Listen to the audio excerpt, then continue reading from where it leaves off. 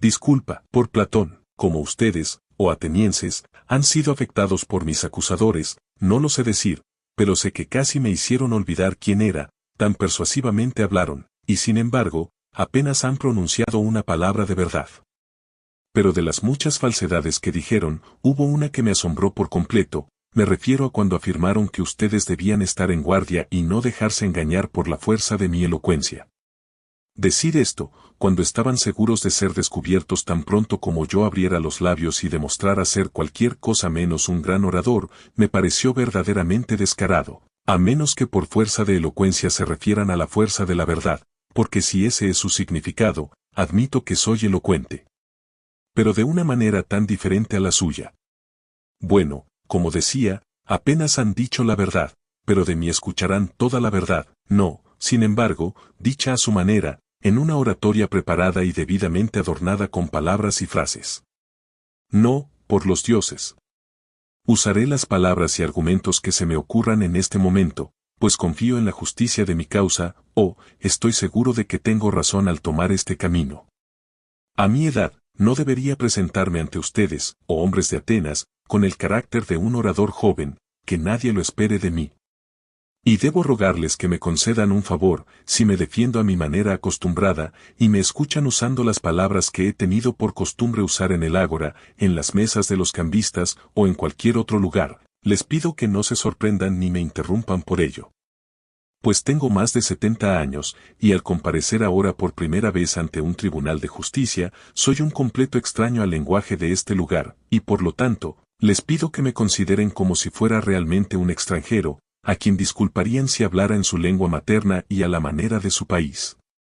¿Les estoy haciendo una petición injusta? No presten atención a la forma, que puede ser buena o no, sino piensen solo en la verdad de mis palabras y préstenle atención, que el orador hable con verdad y el juez decida con justicia. Y primero, debo responder a las acusaciones más antiguas y a mis primeros acusadores, y luego pasaré a las más recientes. Pues desde hace mucho tiempo he tenido muchos acusadores, quienes me han acusado falsamente ante ustedes durante muchos años, y les temo más a ellos que a Anito y sus asociados, quienes también son peligrosos a su manera. Pero mucho más peligrosos son los otros, quienes comenzaron cuando ustedes eran niños y se apoderaron de sus mentes con sus falsedades, hablando de un Sócrates, un hombre sabio, que especulaba sobre el cielo y la tierra, y hacía que la peor causa pareciera la mejor. Los difusores de este relato son los acusadores a quienes temo, pues sus oyentes suelen imaginar que tales investigadores no creen en la existencia de los dioses. Y son muchos, y sus acusaciones contra mí son de antigua data, y fueron hechas por ellos en los días en que ustedes eran más impresionables de lo que son ahora, en la niñez, o quizás en la juventud, y la causa, al ser escuchada, quedó sin respuesta, pues no había nadie que respondiera. Y lo más difícil de todo, no conozco y no puedo decir los nombres de mis acusadores, a menos que sea el caso fortuito de un poeta cómico. Todos los que por envidia y malicia los han persuadido, algunos de ellos habiéndose convencido primero a sí mismos, toda esta clase de hombres son los más difíciles de tratar, pues no puedo traerlos aquí y contrainterrogarlos, y por lo tanto debo simplemente luchar con sombras en mi propia defensa y argumentar cuando no hay nadie que responda. Les pediré entonces que asuman conmigo, como decía, que mis oponentes son de dos tipos, unos recientes, otros antiguos, y espero que vean la conveniencia de que responda primero a estos últimos, pues estas acusaciones las escucharon mucho antes que las otras y con mucha más frecuencia. Bien, entonces, debo presentar mi defensa y procurar disipar en poco tiempo una calumnia que ha durado mucho. Que tenga éxito, si tener éxito es para mi bien y el de ustedes, o si me es útil en mi causa. La tarea no es fácil, comprendo perfectamente su naturaleza. Y así, dejando el resultado en manos de Dios, en obediencia a la ley, ahora haré mi defensa. Comenzaré por el principio, y preguntaré cuál es la acusación que ha dado origen a la calumnia contra mí, y que de hecho ha animado a Meleto a presentar este cargo en mi contra. Bueno, ¿qué dicen los calumniadores? Ellos serán mis acusadores, y resumiré sus palabras en una declaración jurada. Sócrates es un malhechor y una persona curiosa, que investiga las cosas bajo la tierra y en el cielo, y hace que la peor causa parezca la mejor, y enseña las doctrinas mencionadas a otros. Tal es la naturaleza de la acusación, es justo lo que ustedes mismos han visto en la comedia de Aristófanes, Las nubes, quien ha presentado a un hombre al que llama Sócrates, que anda diciendo que camina en el aire y habla muchas tonterías sobre asuntos de los que no pretendo saber mucho ni poco, no es que quiera hablar despectivamente de nadie que sea estudiante de filosofía natural. Lamentaría mucho que Meleto pudiera presentar un cargo tan grave en mi contra. Pero la simple verdad es, oh atenienses, que no tengo nada que ver con las especulaciones físicas. Muchos de los aquí presentes son testigos de la verdad de esto, y a ellos apelo. Hablen entonces, ustedes que me han escuchado, y digan a sus vecinos si alguno de ustedes me ha oído alguna vez disertar, en pocas o muchas palabras, sobre tales asuntos. Escuchan su respuesta. Y por lo que dicen de esta parte del cargo, podrán juzgar la verdad del resto. Igual de poco fundamento tiene el rumor de que soy maestro y recibo dinero, esta acusación no tiene más verdad que la otra. Aunque, si un hombre fuera realmente capaz de instruir a la humanidad, recibir dinero por impartir enseñanza sería, en mi opinión, un honor para él. Están Gorgias de Leontino, y Pródico de Cíeus, e Hipias de Elis, quienes recorren las ciudades y son capaces de persuadir a los jóvenes para que dejen a sus propios ciudadanos, por quienes podrían ser enseñados gratuitamente, y vengan a ellos a quienes no solo pagan, sino que están agradecidos si se les permite pagarles. Hay en este momento un filósofo de Paros residiendo en Atenas, de quien he oído hablar, y supe de él de esta manera, me encontré con un hombre que ha gastado una fortuna en los sofistas, Calias, hijo de Hipónico, y sabiendo que tenía hijos, le pregunté, Calias, le dije, si tus 2 hijos fueran potros o terneros, no habría dificultad en encontrar a alguien que los cuidara, contrataríamos a un domador de caballos, o a un granjero probablemente, que los mejoraría y perfeccionaría en su propia virtud y excelencia. Pero como son seres humanos, ¿a quién piensas poner a cargo de ellos? ¿Hay alguien que entienda la virtud humana y política? Debes haber pensado en el asunto, pues tienes hijos, ¿hay alguien? Sí, lo hay, dijo. ¿Quién es? Dije yo, ¿y de qué país, y cuánto cobra? Eben de Paros, respondió, él es el hombre, y su tarifa es de 5 minas. Dichoso Eben, me dije a mí mismo, si realmente posee esta sabiduría y enseña por una tarifa tan moderada. Si yo tuviera lo mismo, habría estado muy orgulloso y engreído, pero la verdad es que no tengo conocimiento de esa clase. Me atrevo a decir, atenienses, que alguno de ustedes responderá, sí, Sócrates, pero ¿cuál es el origen de estas acusaciones que se presentan contra usted? ¿Debe haber algo extraño que haya estado haciendo? Todos estos rumores y esta charla sobre usted nunca habrían surgido si hubiera sido como los demás hombres. Díganos, entonces, ¿cuál es la causa de ellos? Pues lamentaríamos juzgarlo precipitadamente. Ahora bien, considero esto un desafío justo, y me esforzaré por explicarles la razón por la que se me llama sabio y tengo tan mala fama. Por favor, presten atención. Y aunque algunos de ustedes piensen que estoy bromeando, declaro que les diré toda la verdad. Hombres de Atenas, esta reputación mía proviene de una cierta clase de sabiduría que poseo. Si me preguntan qué clase de sabiduría, respondo, una sabiduría tal como la que quizás puede ser alcanzada por el hombre, pues hasta ese punto me inclino a creer que soy sabio, mientras que las personas de quienes hablaba poseen una sabiduría sobrehumana que quizás no logre describir, porque yo mismo no la tengo, y quien dice que la tengo, miente y está difamándome. Y aquí, oh hombres de Atenas, debo rogarles que no me interrumpan, incluso si parezco decir algo extravagante. Pues la palabra que diré no es mía. Los remitiré a un testigo digno de crédito, ese testigo será el dios de Delfos, él les dirá sobre mi sabiduría, si tengo alguna, y de qué clase es. Deben haber conocido a Querefonte, fue amigo mío desde temprano, y también amigo de ustedes, pues compartió el reciente exilio del pueblo y regresó con ustedes.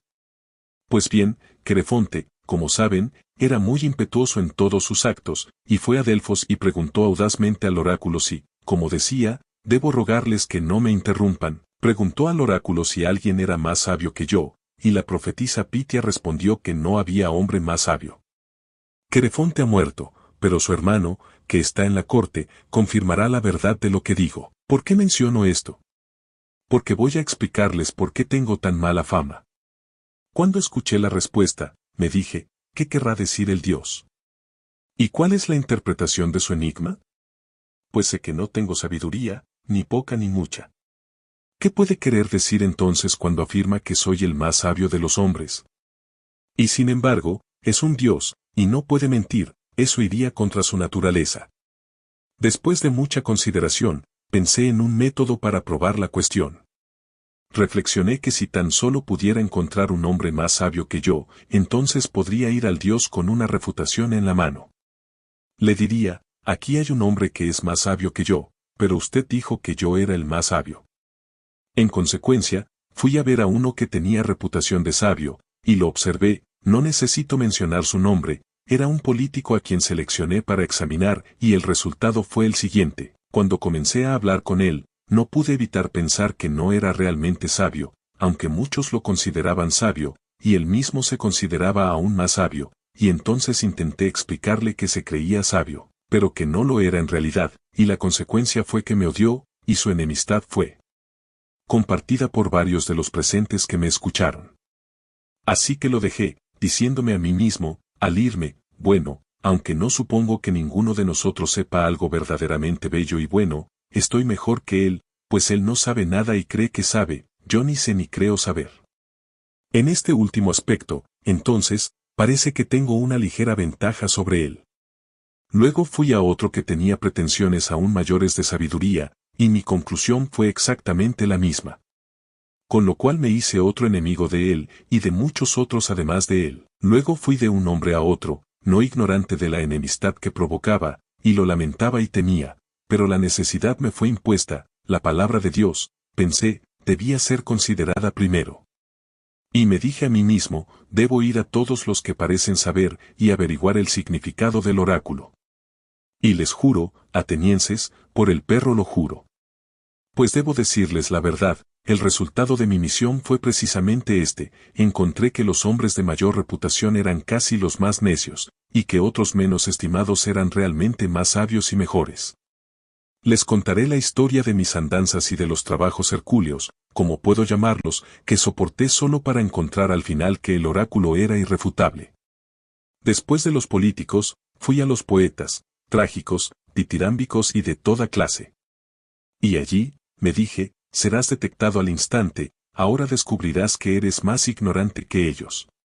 En consecuencia, les tomé algunos de los pasajes más elaborados de sus propios escritos, y les pregunté cuál era su significado, pensando que me enseñarían algo. ¿Me creerán?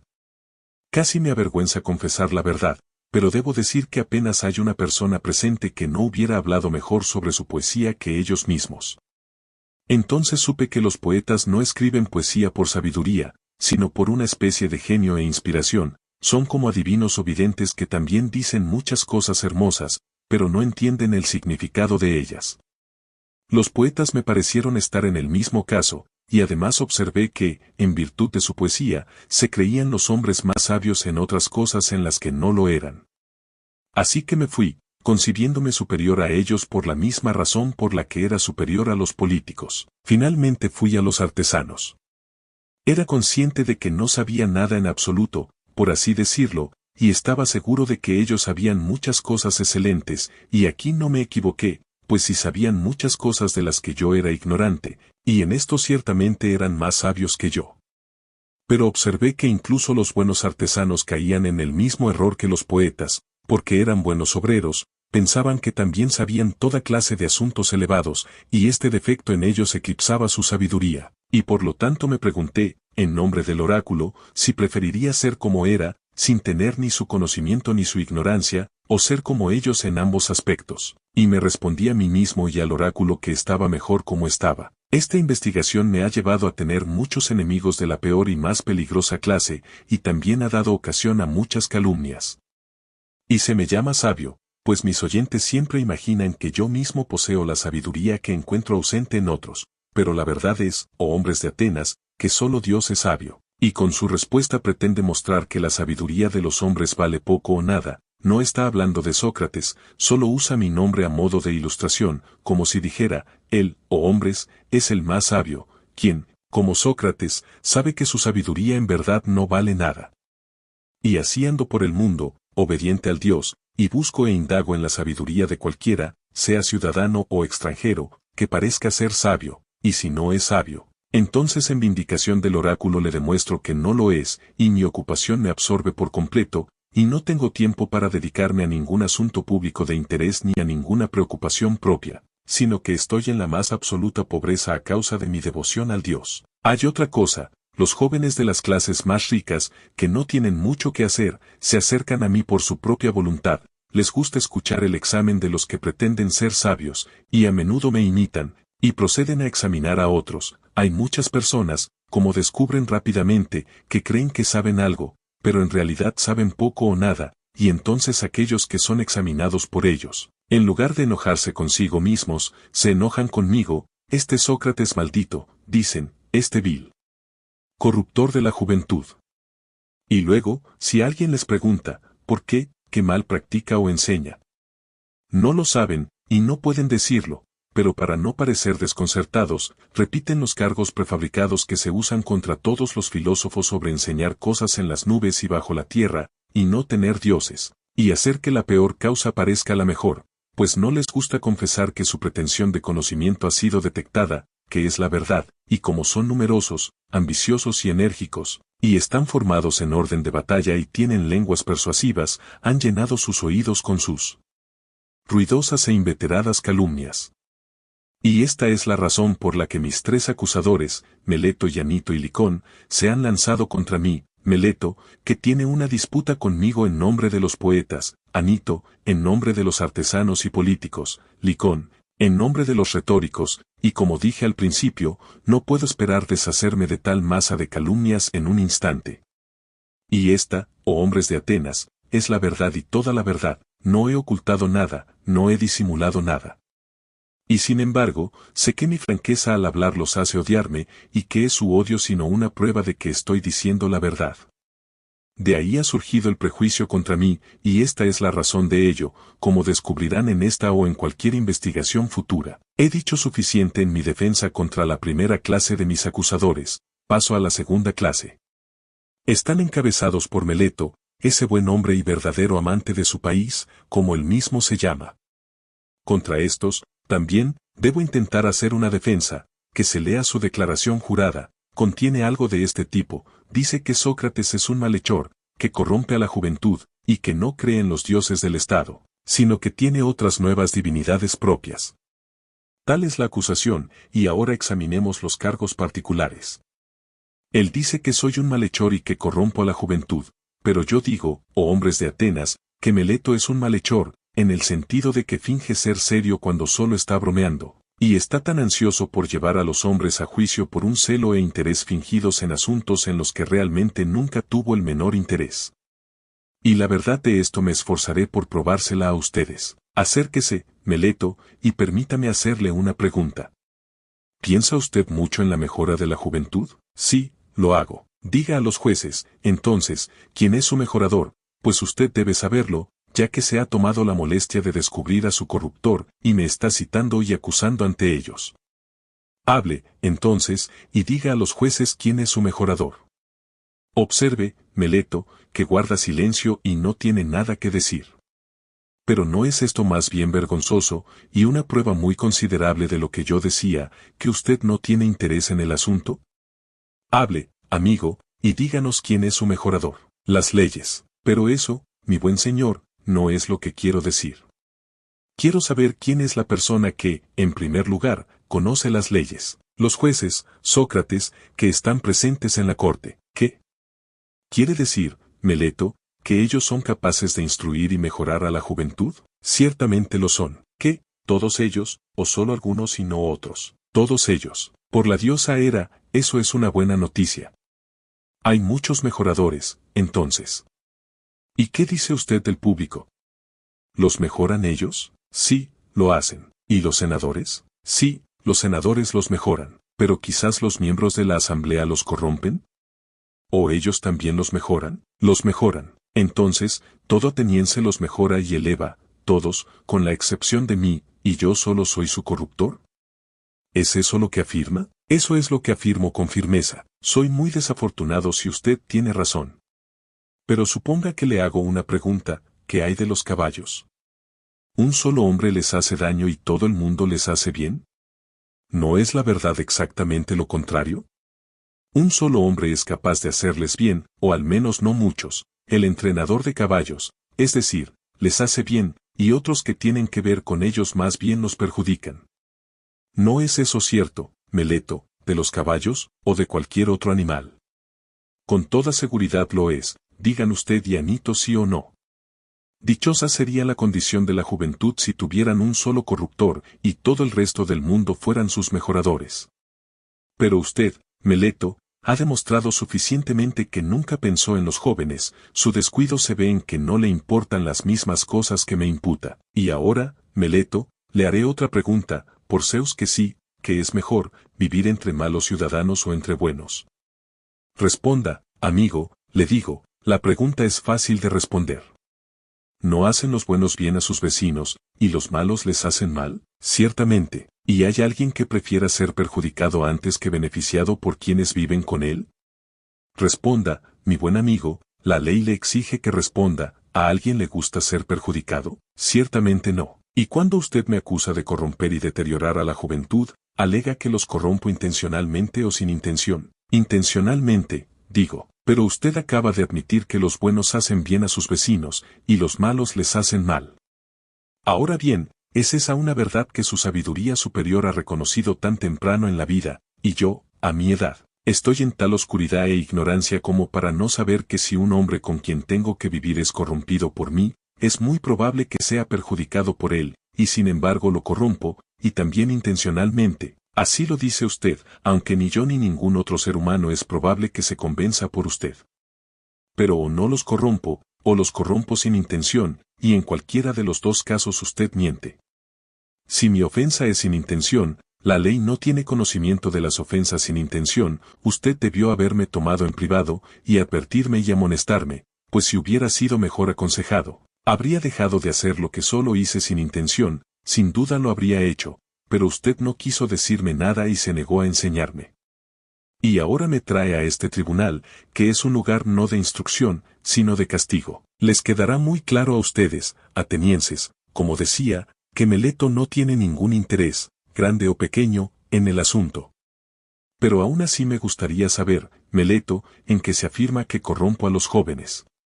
Supongo que usted quiere decir, como infiero de su acusación, que les enseño a no reconocer a los dioses que el Estado reconoce, sino a otras nuevas divinidades o agentes espirituales en su lugar. Estas son las lecciones con las que corrompo a la juventud, según usted dice. Sí, eso digo enfáticamente. Entonces, por los dioses, Meleto, de quienes estamos hablando, dígame a mí y al tribunal, en términos algo más claros, ¿qué quiere decir? Pues todavía no entiendo si usted afirma que enseño a otros hombres a reconocer algunos dioses, y por lo tanto que sí creo en dioses, y no soy un ateo total, esto no me lo imputa, sino que solo dice que no son los mismos dioses que la ciudad reconoce, el cargo es que son dioses diferentes. ¿O quiere decir que soy simplemente un ateo y un maestro de ateísmo? Me refiero a lo último, que usted es un ateo completo. ¡Qué declaración tan extraordinaria! ¿Por qué piensa eso, Meleto? ¿Quiere decir que no creo en la divinidad del sol o la luna, como los demás hombres? Les aseguro, jueces, que no lo hace, pues dice que el sol es piedra y la luna es tierra. Amigo Meleto, usted cree que está acusando a Anaxágoras, y tiene una mala opinión de los jueces. Si los imagina tan iletrados como para no saber que estas doctrinas se encuentran en los libros de Anaxágoras de Clasómenas, que están llenos de ellas. Y así, por cierto, se dice que Sócrates enseña estas cosas a la juventud, cuando no pocas veces hay representaciones de ellas en el teatro, probablemente en alusión a Aristófanes, quien caricaturizaba, y a Eurípides, quien tomaba prestadas las nociones de Anaxágoras, así como a otros poetas dramáticos, precio de entrada una dracma como máximo, y ellos podrían pagar su dinero y reírse de Sócrates si pretende ser el autor de estas extraordinarias ideas. Y así, Meleto, ¿usted realmente cree que no creo en ningún dios? Juro por Zeus que no cree absolutamente ninguno. Nadie le creerá, Meleto, y estoy bastante seguro de que usted mismo no se cree. No puedo evitar pensar, hombres de Atenas, que Meleto es imprudente e impúdico, y que ha escrito esta acusación con un espíritu de mera ligereza y bravuconería juvenil. No ha compuesto un enigma, pensando en ponerme a prueba? Se dijo a sí mismo, veré si el sabio Sócrates descubre mi contradicción humorística o si seré capaz de engañarlo a él y al resto. Pues ciertamente me parece que se contradice a sí mismo en la acusación tanto como si dijera que Sócrates es culpable de no creer en los dioses, y sin embargo de creer en ellos. Pero esto no es propio de una persona que habla en serio. Me gustaría, oh hombres de Atenas, que se unieran a mí para examinar lo que considero su inconsistencia, y usted, Meleto, responda. Y debo recordar a la audiencia mi petición de que no hagan ruido si hablo a mi manera acostumbrada. ¿Alguna vez, Meleto, creyó un hombre en la existencia de cosas humanas y no en seres humanos? Deseo, hombres de Atenas, que él respondiera, y no intentara siempre provocar una interrupción.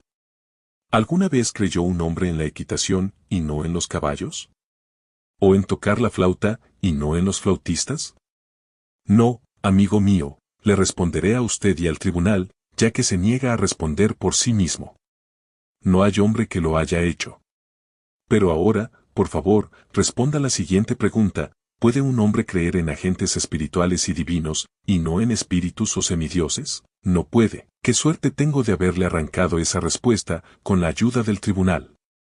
Pero entonces usted jura en la acusación que yo enseño y creo en agentes divinos o espirituales, nuevos o antiguos, no importa, en todo caso, creo en agentes espirituales, así lo dice y jura en la declaración jurada. Y sin embargo, si creo en seres divinos, ¿cómo puedo no creer en espíritus o semidioses? ¿No debo hacerlo? Ciertamente debo, y por lo tanto puedo asumir que su silencio otorga el consentimiento. Ahora bien, ¿qué son los espíritus o semidioses? ¿No son acaso dioses o hijos de dioses? Ciertamente lo son, pero esto es lo que yo llamo el enigma humorístico inventado por usted. Los semidioses o espíritus son dioses, y usted dice primero que no creo en dioses, y luego de nuevo que sí creo en dioses, es decir, sí creo en semidioses. Pues si los semidioses son hijos ilegítimos de dioses, ya sea por las ninfas o por cualquier otra madre, de quienes se dice que son hijos, ¿qué ser humano creerá alguna vez que no hay dioses y son hijos de dioses?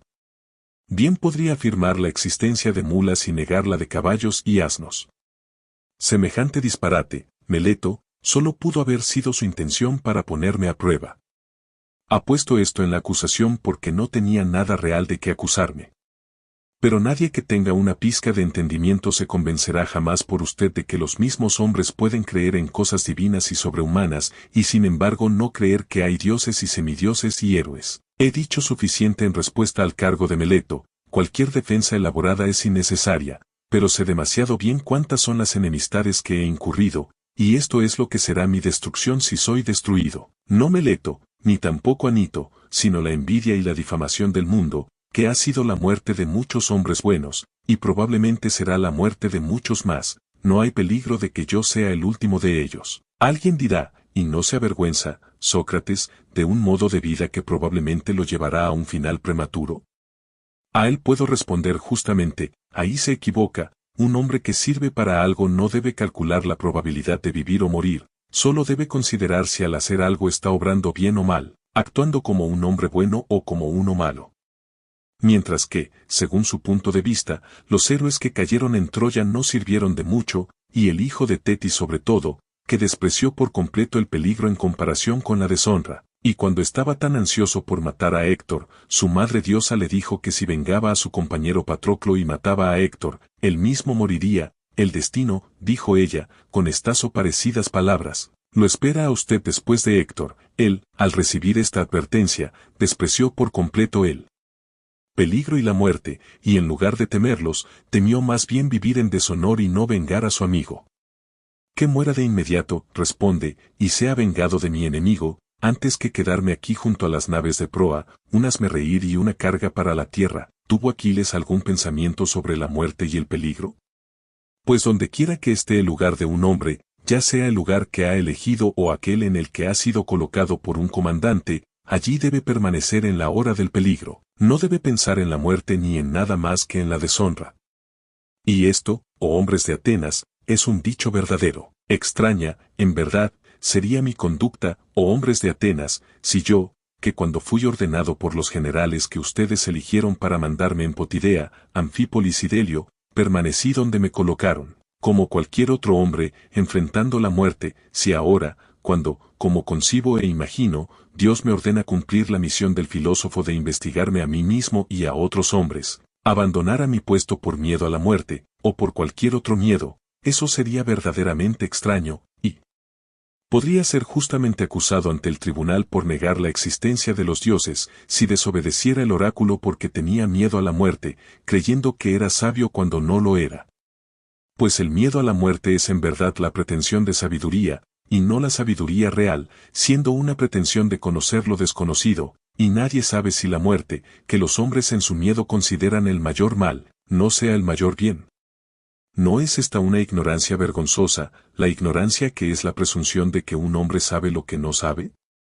Y solo en este aspecto creo diferir de los hombres en general, y quizás pueda afirmar ser más sabio que ellos, que si bien sé poco del mundo de abajo, no supongo que lo sé, pero sí sé que la injusticia y la desobediencia a un superior, sea Dios u hombre, es mala y deshonrosa, y nunca temeré ni evitaré un posible bien antes que un mal cierto. Y por lo tanto, si ahora me dejan ir, y no se convencen por Anito, quien dijo que, puesto que he sido procesado, debo ser condenado a muerte, o si no, que nunca debía haber sido procesado en absoluto, y que si escapo ahora, todos sus hijos se arruinarán por completo al escuchar mis palabras, si me dicen, Sócrates, esta vez no haremos caso a Anito, y será liberado, pero con una condición, que no investigue ni especule de esta manera nunca más, y que si se le sorprende haciéndolo de nuevo, morirá. Si esta fuera la condición bajo la cual me dejan ir, yo respondería, hombres de Atenas, los honro y los amo, pero obedeceré a Dios antes que a ustedes.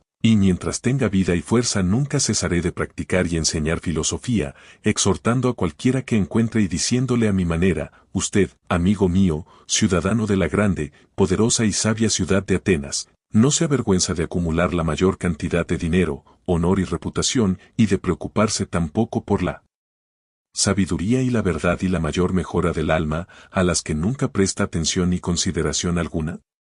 Y si la persona con quien discuto dice, sí, pero si me importa, entonces no lo dejo ni lo suelto de inmediato, sino que procedo a interrogarlo, examinarlo y contrainterrogarlo, y si creo que no tiene virtud en sí, sino que solo dice tenerla, lo reprocho por subestimar lo mayor y sobreestimar lo menor.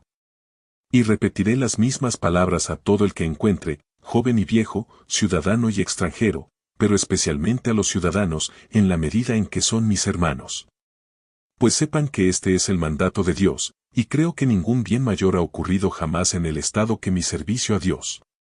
Pues no hago más que andar persuadiéndolos a todos, jóvenes y viejos por igual, a no preocuparse por sus personas o sus propiedades, sino primero y principalmente a preocuparse por la mayor mejora del alma. Les digo que la virtud no se da por dinero, sino que de la virtud provienen el dinero y todo otro bien del hombre, tanto público como privado. Esta es mi enseñanza, y si esta es la doctrina que corrompe a la juventud, soy una persona dañina. Pero si alguien dice que esta no es mi enseñanza, está diciendo una falsedad.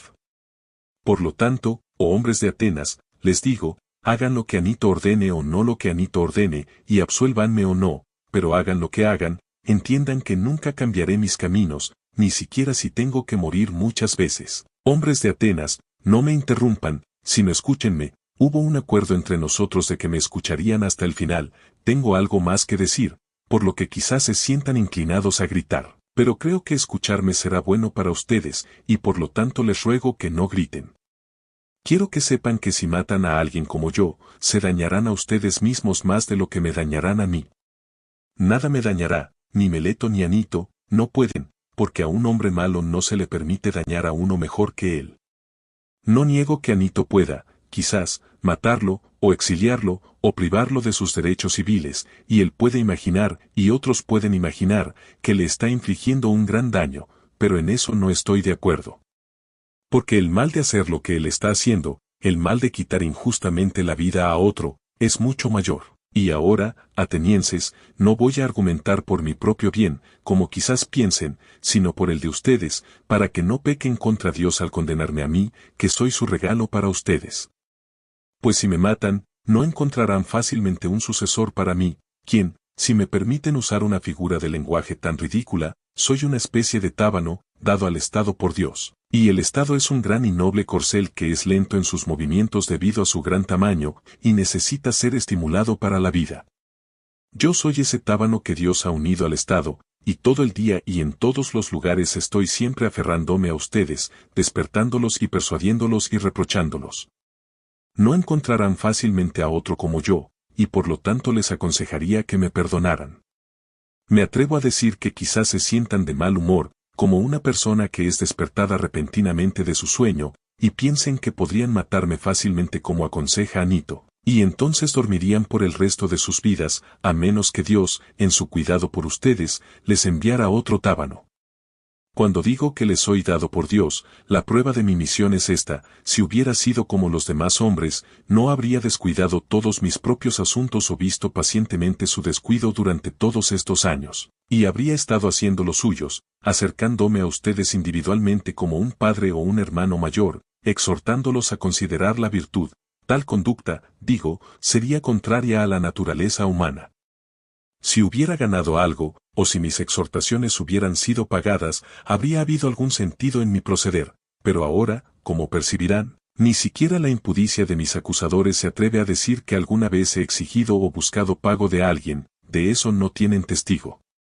Y tengo un testigo suficiente de la verdad de lo que digo, mi pobreza. Alguien podría preguntarse por qué ando en privado dando consejos y ocupándome de los asuntos de otros, pero no me atrevo a presentarme en público y aconsejar al Estado. Les diré por qué. Me han oído hablar en diversas ocasiones y en distintos lugares de un oráculo o señal que me llega, y que es la divinidad que Meleto ridiculiza en la acusación. Esta señal, que es una especie de voz, comenzó a llegarme cuando era niño, siempre me prohíbe, pero nunca me manda a hacer nada de lo que voy a hacer. Esto es lo que me disuade de ser político. Y con razón, según creo. Pues estoy seguro, oh hombres de Atenas, de que si me hubiera dedicado a la política, habría perecido hace mucho tiempo, y no habría hecho ningún bien ni a ustedes ni a mí mismo. Y no se ofendan por decirles la verdad, porque la verdad es que ningún hombre que vaya a la guerra con ustedes o con cualquier otra multitud, esforzándose honestamente contra los muchos actos ilegales e injustos que se cometen en un estado, salvará su vida. Quien luche por lo justo, si quiere vivir incluso por un breve espacio, debe tener una posición privada y no pública. Puedo darles pruebas convincentes de lo que digo, no solo palabras, sino lo que ustedes valoran mucho más, acciones. Permítanme relatarles un pasaje de mi propia vida que les probará que nunca me habría rendido a la injusticia por ningún miedo a la muerte, y que como me habría negado a ceder habría muerto de inmediato. Les contaré una historia de los tribunales, quizás no muy interesante, pero sin embargo verdadera. El único cargo estatal que alguna vez ocupé, oh hombres de Atenas, fue el de senador. La tribu Antioquis, que es mi tribu, tuvo la presidencia en el juicio de los generales que no habían recogido los cuerpos de los caídos después de la batalla de Arginusas, y ustedes propusieron juzgarlos en bloque, contrariamente a la ley, como todos pensaron después. Pero en ese momento yo fui el único de los britanes que se opuso a la ilegalidad y di mi voto en contra de ustedes, y cuando los oradores amenazaron con acusarme y arrestarme, y ustedes gritaron y clamaron, decidí correr el riesgo, teniendo la ley y la justicia de mi lado, antes que participar en su injusticia por miedo al encarcelamiento y la muerte. Esto ocurrió en los días de la democracia. Pero cuando la oligarquía de los 30 estaba en el poder, me mandaron llamar a mí y a otros 4 a la rotonda, y nos ordenaron traer a León de Salamina, pues querían darle muerte. Este fue un ejemplo del tipo de órdenes que siempre daban con el fin de implicar a tantos como fuera posible en sus crímenes, y entonces mostré, no solo de palabra sino de hecho, que, si se me permite usar tal expresión, no me importaba un bledo la muerte, y que mi gran y única preocupación era no hacer algo injusto o impío. Pues el brazo fuerte de ese poder opresivo no me asustó para que obrara mal, y cuando salimos de la rotonda, los otros 4 fueron a Salamina y trajeron a León, pero yo me fui tranquilamente a casa.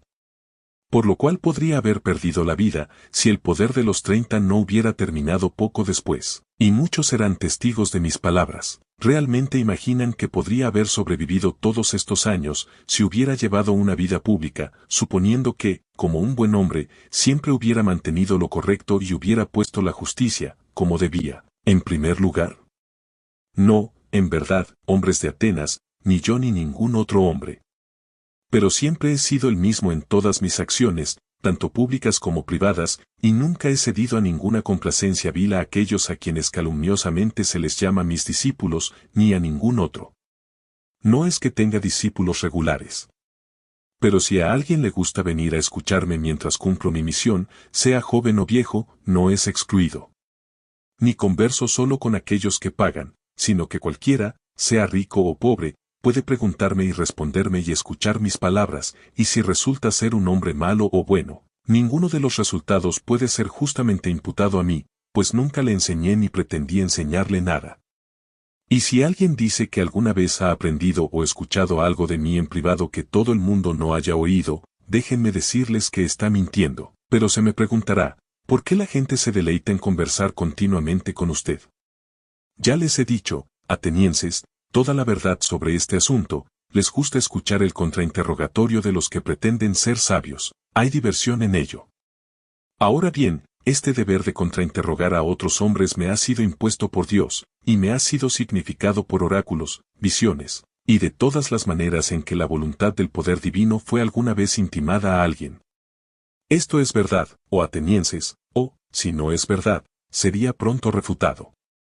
Si estoy o he estado corrompiendo a la juventud, aquellos de ellos que ahora han crecido y se han dado cuenta de que les di malos consejos en los días de su juventud deberían presentarse como acusadores y vengarse, o si no quieren venir ellos mismos, algunos de sus parientes, padres, hermanos u otros parientes, deberían decir que mal han sufrido sus familias a mis manos.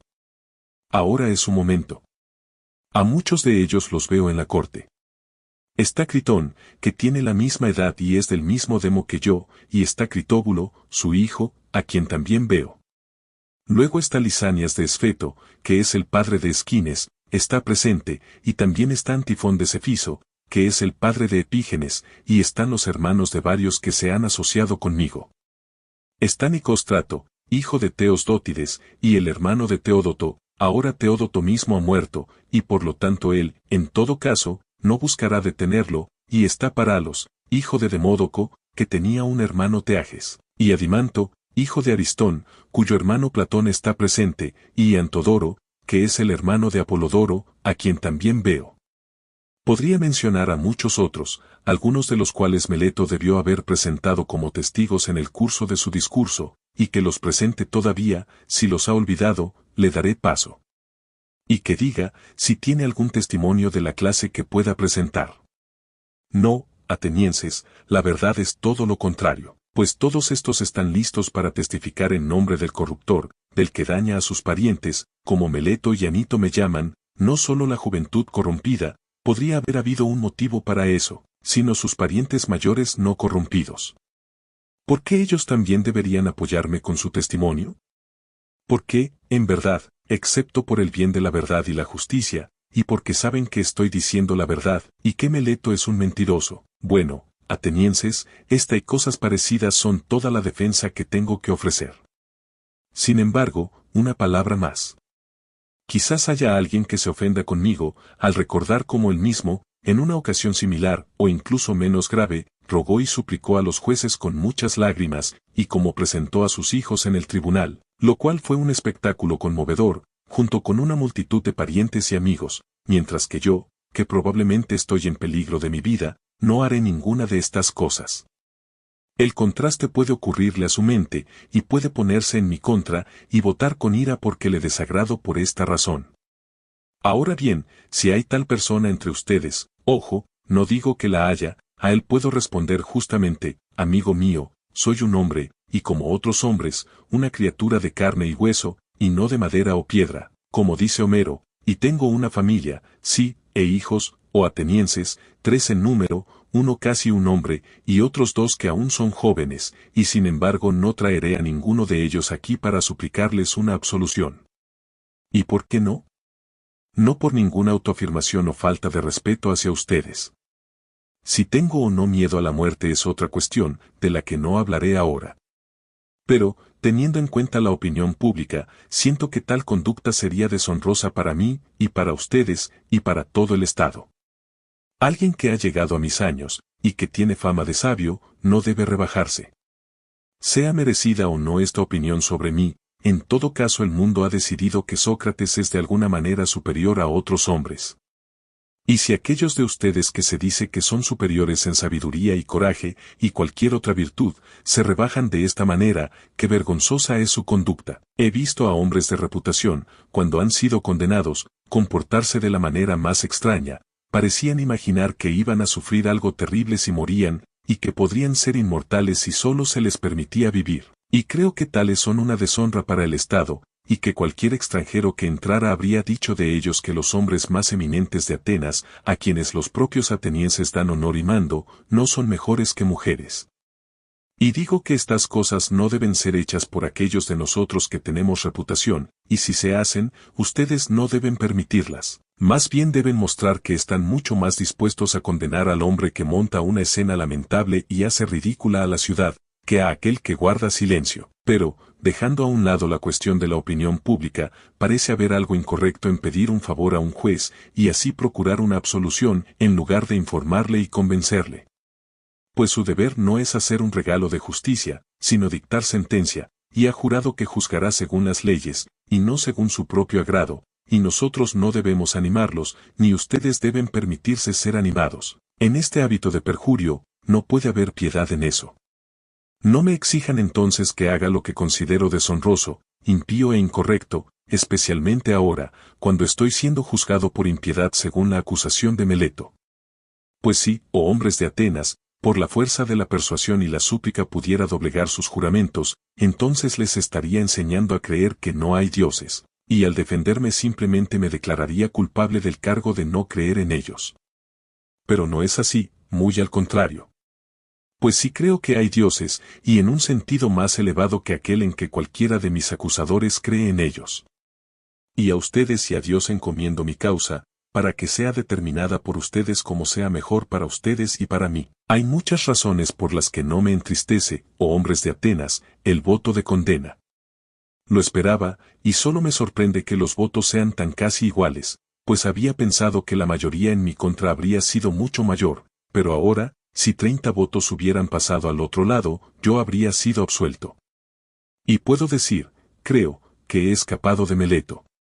Puedo decir más, pues sin la ayuda de Anito y Licón, cualquiera puede ver que él no habría tenido una quinta parte de los votos, como la ley exige, en cuyo caso habría incurrido en una multa de 1000 dracmas, y así él propone la muerte como pena. ¿Y qué propondré yo por mi parte, oh hombres de Atenas? Claramente lo que me corresponde. ¿Y qué me corresponde? ¿Qué recompensa se le dará al hombre que nunca tuvo la astucia de estar ocioso durante toda su vida, sino que ha sido descuidado con lo que a muchos les importa, riqueza, intereses familiares, cargos militares, hablar en la asamblea, magistraturas, complots y partidos? Reflexionando que yo era un hombre demasiado honesto para ser político y vivir, no fui donde no podía hacerles bien ni a ustedes ni a mí mismo, sino que donde podía hacer el mayor bien en privado a cada uno de ustedes. Allí fui, y busqué persuadir a cada hombre entre ustedes de que debe mirarse a sí mismo, y buscar la virtud y la sabiduría antes de mirar sus intereses privados, y mirar al Estado antes de mirar los intereses del Estado, y que este debería ser el orden que observe en todas sus acciones. ¿Qué se le hará a tal persona? Sin duda algo bueno, oh hombres de Atenas, si tiene su recompensa, y el bien debería ser de una clase adecuada para él. ¿Cuál sería una recompensa adecuada para un hombre pobre que es su benefactor, y que desea ocio para poder instruirlos? No puede haber recompensa tan apropiada como el mantenimiento en el Pritaneo, oh hombres de Atenas, una recompensa que él merece mucho más que el ciudadano que ha ganado el premio en Olimpia en la carrera de caballos o de carros, ya sean los carros tirados por 2 caballos o por muchos. Pues yo estoy en necesidad, y él tiene suficiente, y él solo les da la apariencia de felicidad, y yo les doy la realidad. Y si he de estimar la pena justamente, diría que el mantenimiento en el Pritaneo es la justa retribución. Quizás piensen que los estoy desafiando con lo que digo ahora, como con lo que dije antes sobre las lágrimas y las súplicas. Pero no es así. Hablo más bien porque estoy convencido de que nunca he injuriado intencionalmente a nadie. Aunque no puedo convencerlos, el tiempo ha sido demasiado corto. Si hubiera una ley en Atenas, como la hay en otras ciudades, de que una causa capital no se decidiera en un día, entonces creo que los habría convencido. Pero no puedo en un instante refutar grandes calumnias, y, como estoy convencido de que nunca injurié a otro, con seguridad no me injuriaré a mí mismo. No diré de mí que merezco ningún mal, ni propondré ninguna pena. ¿Por qué debería hacerlo? ¿Por qué tengo miedo a la pena de muerte que Meleto propone? Cuando no sé si la muerte es un bien o un mal, ¿por qué debería proponer una pena que ciertamente sería un mal? ¿Diré prisión? ¿Y por qué debería vivir en prisión y ser esclavo de los magistrados del año, de los 11? ¿O la pena será una multa y prisión hasta que se pague la multa? Hay la misma objeción. Tendría que permanecer en prisión, pues no tengo dinero y no puedo pagar. Y si digo exilio, y esta puede ser la pena que ustedes impongan, debo estar cegado por el amor a la vida, si soy tan irracional como para esperar que cuando ustedes, que son mis propios ciudadanos, no pueden soportar mis discursos y palabras, y los han encontrado tan graves y odiosos que no quieren más de ellos, otros sean propensos a soportarme. No, en verdad, hombres de Atenas, eso no es muy probable. ¿Y qué vida llevaría, a mi edad, vagando de ciudad en ciudad, cambiando siempre mi lugar de exilio, y siendo siempre expulsado? Pues estoy bastante seguro de que donde quiera que vaya, allí, como aquí, los jóvenes acudirán a mí, y si los ahuyento, sus mayores me expulsarán a petición suya, y si los dejo venir, sus padres y amigos me expulsarán por su causa. Alguien dirá, sí, Sócrates, pero no puede guardar silencio, e irse a una ciudad extranjera, y nadie lo molestará. Ahora bien, tengo gran dificultad en hacerles entender mi respuesta a esto. Porque si les digo que hacer lo que ustedes dicen sería una desobediencia a Dios, y por lo tanto que no puedo guardar silencio, no creerán que hablo en serio, y si digo de nuevo que discurrir diariamente sobre la virtud, y sobre esas otras cosas sobre las que me escuchan examinándome a mí mismo y a otros, es el mayor bien del hombre, y que la vida sin examen no vale la pena ser vivida, es aún menos probable que me crean. Sin embargo, digo la verdad, aunque es algo de lo que me resulta difícil persuadirlos. Además, nunca he estado acostumbrado a pensar que merezco sufrir ningún daño. Si tuviera dinero, podría haber estimado la ofensa en lo que podía pagar, y no habría sido mucho peor. Pero no tengo nada, y por lo tanto debo pedirles que ajusten la multa a mis medios. Bueno, quizás podría pagar una mina, y por lo tanto propongo esa pena. Platón, Critón, Critóbulo y Apolodoro, mis amigos aquí, me piden que diga 30 minas, y ellos serán los garantes. Que la pena sea de 30 minas, por esa suma ellos serán amplia garantía para ustedes. No se ganará mucho tiempo, oh atenienses, a cambio del mal nombre que recibirán de los detractores de la ciudad, quienes dirán que mataron a Sócrates, un hombre sabio, pues me llamarán sabio, aunque no lo sea, cuando quieran reprocharles. Si hubieran esperado un poco, su deseo se habría cumplido por el curso natural. Pues estoy muy avanzado en años, como pueden percibir, y no lejos de la muerte. Hablo ahora no a todos ustedes, sino solo a aquellos que me han condenado a muerte. Y tengo otra cosa que decirles, ustedes creen que fui condenado porque no tuve palabras del tipo que me habrían procurado la absolución, quiero decir, si hubiera creído conveniente no dejar nada sin hacer o sin decir. No es así, la deficiencia que llevó a mi condena no fue de palabras, ciertamente no. Pero no tuve la audacia, la impudicia o la inclinación de dirigirme a ustedes como les habría gustado que lo hiciera, llorando y lamentándome y diciendo y haciendo muchas cosas que ustedes están acostumbrados a escuchar de otros, y que, según sostengo, son indignas de mí. Pensé en ese momento que no debía hacer nada común o vil cuando estaba en peligro, ni ahora me arrepiento del estilo de mi defensa. Preferiría morir habiendo hablado a mi manera, que hablar a la manera de ustedes y vivir. Pues ni en la guerra ni en la ley debo yo o cualquier hombre usar todos los medios para escapar de la muerte. A menudo en la batalla no cabe duda de que si un hombre arroja sus armas y cae de rodillas ante sus perseguidores, puede escapar de la muerte, y en otros peligros hay otras formas de escapar de la muerte, si un hombre está dispuesto a decir y hacer cualquier cosa. La dificultad, amigos míos, no es evitar la muerte, sino evitar la injusticia, porque ésta corre más rápido que la muerte. Soy viejo y me muevo lentamente, y el corredor más lento me ha alcanzado, y mis acusadores son sagaces y rápidos, y el corredor más rápido, que es la injusticia, los ha alcanzado a ellos. Y ahora parto de aquí condenado por ustedes a sufrir la pena de muerte, ellos también siguen su camino condenados por la verdad a sufrir la pena de la villanía y el mal, y yo debo acatar mi sentencia, que ellos acaten la suya.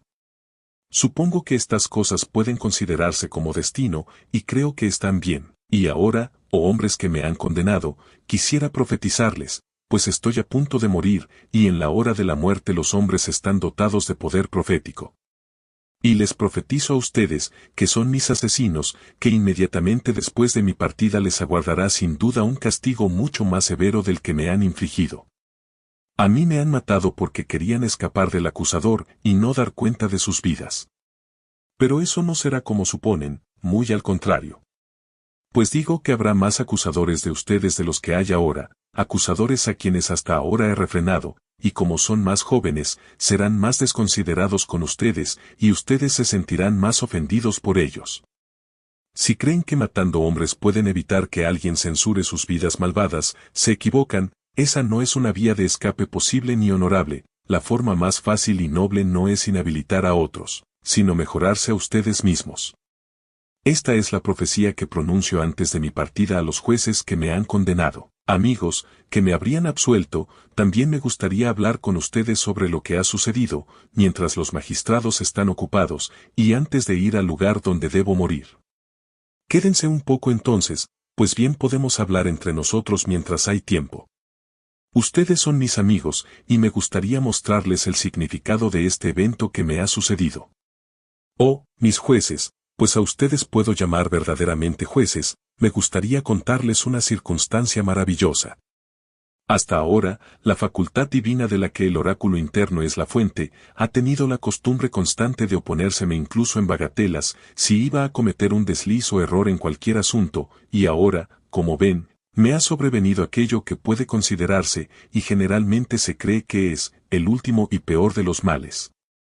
Pero el oráculo no dio señal de oposición, ni cuando salía de mi casa por la mañana, ni cuando iba de camino al tribunal, ni mientras hablaba, a nada de lo que iba a decir, y sin embargo, a menudo me han detenido en medio de un discurso, pero ahora en nada de lo que dije o hice con respecto al asunto en cuestión, el oráculo se me ha opuso. ¿Cuál creo que es la explicación de este silencio? Se lo diré. Es una indicación de que lo que me ha sucedido es un bien, y que aquellos de nosotros que pensamos que la muerte es un mal estamos equivocados.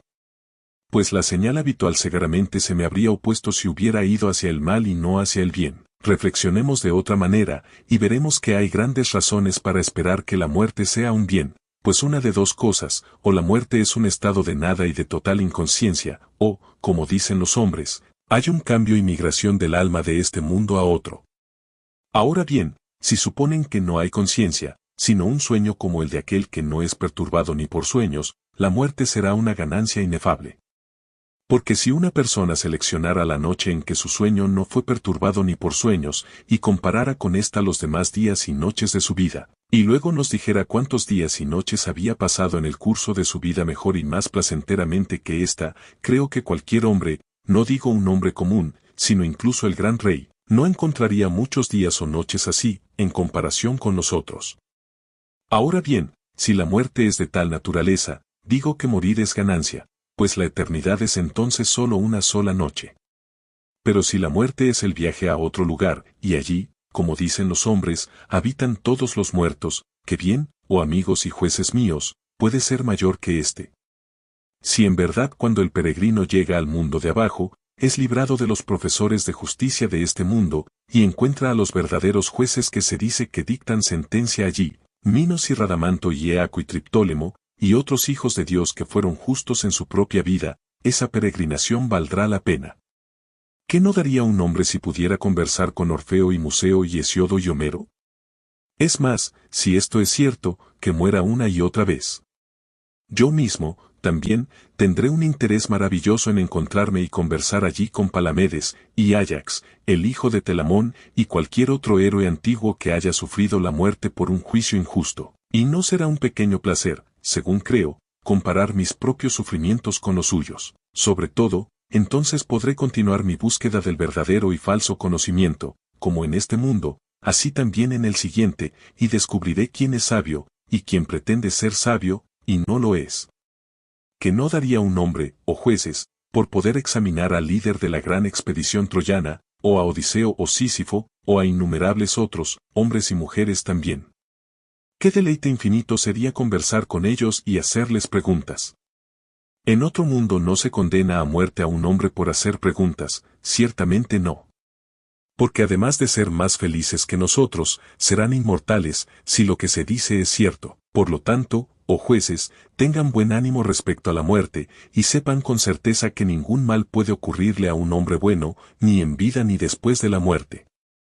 Él y los suyos no son descuidados por los dioses, ni mi propio fin inminente ha ocurrido por mera casualidad. Pero veo claramente que había llegado el momento en que era mejor para mí morir y ser liberado de problemas, por lo cual el oráculo no dio señal. Por esta razón, tampoco estoy enojado con mis condenadores, ni con mis acusadores, no me han hecho ningún daño, aunque no pretendían hacerme ningún bien, y por esto puedo suavemente culparlos. Aún así, tengo un favor que pedirles. Cuando mis hijos sean mayores, les pediría a ustedes, oh amigos míos, que los castiguen, y les pediría que los molesten, como yo los he molestado a ustedes, si parecen preocuparse por las riquezas, o por cualquier otra cosa, más que por la virtud, o si pretenden ser algo cuando en realidad no son nada, entonces repréndanlos, como yo los he reprendido a ustedes, por no preocuparse por aquello que deberían preocuparles, y por creer que son algo cuando en realidad no son nada. Y si hacen esto, tanto yo como mis hijos habremos recibido justicia de sus manos. La hora de la partida ha llegado, y nos vamos por nuestros caminos, yo a morir, y ustedes a vivir. ¿Cuál es mejor? Solo Dios lo sabe.